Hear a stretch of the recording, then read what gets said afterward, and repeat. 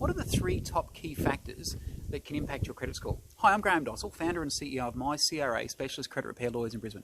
We're the only law firm in the entire country that specialise in and work exclusively in the area of fixing defaults or removing defaults, judgments and inquiries. And most get removed in 30 days or less, and in fact 29.4%, or almost a third, get the good news in 7 days or less.